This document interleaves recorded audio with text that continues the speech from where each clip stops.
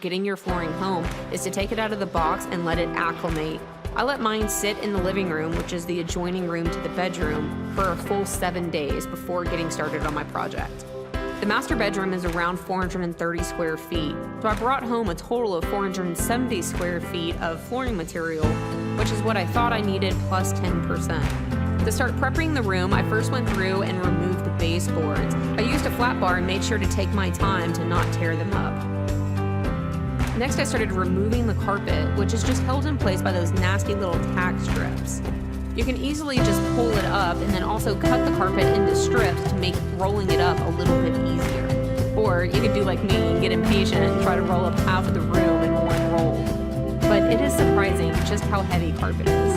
Next up was removing the foam, which in my case was very easy because instead of being held down by staples, it was actually held down by adhesive on the outer edge.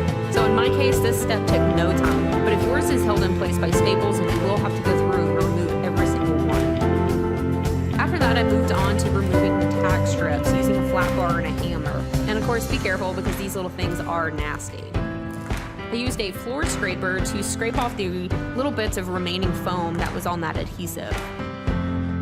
After giving the entire floor 3 thorough sweeps and a vacuum, I started laying my underlayment. I started on one side of the room, rolled it out, and used a staple gun to attach it to my subfloor. With all of the floor prepping done, I now started laying my flooring. Now in the room there is a small section of tile that I did not want to remove. So I started my flooring off by ripping down a board that will act as a transitional strip between this tile and the hardwood floor. And you'll see that on this particular strip, I chose to cut off the tongue and only leave the groove. And I'll explain why I did that later on.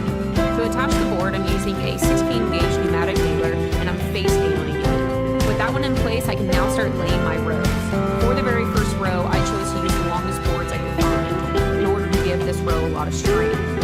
Now you don't want to start the row directly up against the wall. You want to leave yourself what's called an expansion gap. My baseboards are ½ an inch thick, so therefore I left a 3/8 of an inch expansion gap, which will allow the flooring to expand and contract, but then the baseboards will cover up the gap whenever what I needed to rip down the first row to, so that whenever I get to the edge of that tile, the very next row will be able to be a continuous row from the far left wall to the far right wall.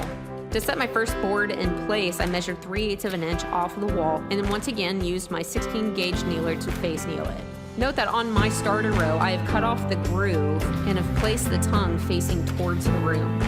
When getting down to the very last board, I would take a measurement on what the board needed to be cut to and use my Triton project saw to cut the board to length. Starting on my second row was when I was able to start using full width board, which my boards are 5 1/8 of an inch wide. It was on my second row that I had enough room to start using a flooring nailer. Instead of purchasing a nailer, I rented mine at my local big box store. Since my flooring is 3/4 of an inch thick, I'm using 2-inch long cleats, which is the name of the fastener. So with all of these tongues facing out and then having the tongue on the right, I made this transitional piece have the groove facing out, but then this transitional piece has these tongues sticking out so that whenever I put in this row, it has a tongue all the way down facing out for the next row to connect to. So if you have an outside corner or any situation, just make sure you're thinking ahead on how all the tongue and groove pieces will interlock. If you're using tongue and groove board, then you're gonna wanna make sure that they're connecting to one another as best as possible so that you don't have any gaps. The majority of the time, I would simply tap the board in place using the mallet for the nailer. Now you wanna be careful because of course you don't wanna damage the tongue. So the times that I would need to persuade the board a little bit more, I would use a rubber flooring accessory that has a lip on it that I could hook onto the edge of the board and then hit it into place a little bit harder. Something else to think about when you're pulling down your boards is you want to stagger your seams. This not only gives the rows some strength, but it also gives the entire floor a very nice random looking look. What I personally would do was pick an assortment of boards from the larger pile in the living room and then bring them into the bedroom. Making sure to grab boards from a variety of places in the pile so that I'm not grabbing all from one box. This also contributes to the random look at the end. Then from there, I would plan out my entire row of boards, making sure that I was happy with the overall look of the row before actually nailing anything into place. Total, this job took me a day to completely prep the floor, which included the baseboards, the carpet foam, removing tack strips and such, and then 3 days to lay the hardwood flooring. A lot of that was me taking my time, figuring out what to do, making sure that everything was coming together nice and snug. But also, this was a lot of hard work, primarily on my lower back. So you might be able to speed up the process some, but if you're working alone and don't have a lot of experience, then I would plan anywhere from 3 to 5 days for the project.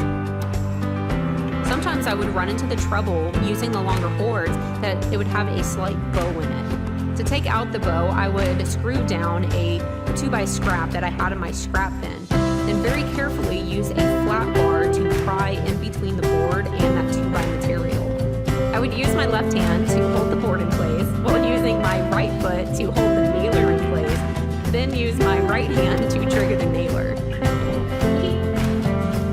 Eventually you're going to get to the other side of the room where you're not going to be able to use your nailer, and you're going to have to go back to using a 16-gauge nailer. On the rows I could get away with it. Instead of face nailing, I would instead shoot a nail diagonally into the tongue. Whenever you get to your very last row, you are going to be on the hook for face nailing it. Along with renting the nailer and mallet, I also purchased the rubber flooring accessory you've seen me use, as well as this metal flooring accessory. And this tool is great for hooking onto the end of the boards. Also, something else from my experience, my room is not exactly square, and there was around 3/8 of an inch difference from one end of this wall to the other. And I compensated for that by using shorter pieces in this last row and ripping them down to slightly different widths to cut off the end of the board with the groove on it. But instead of scrapping this piece, I would then take, getting to the very end of my room, I once again had to resort to face nailing the boards. And I'll warn you now that completing the last few pieces will probably take more time than nailing down 5 full rows. However, be patient, because if you get to this point, you're almost done. And this is a good time to bring up that I chose 3/4 of an inch material so that it would come out flush with the existing floor that leads into the bathroom as well as the main room. So be sure to keep that in mind when picking out your flooring. After getting the transitional pieces down that goes into the bathroom, I then put in the last few transitional pieces that will go into the living room.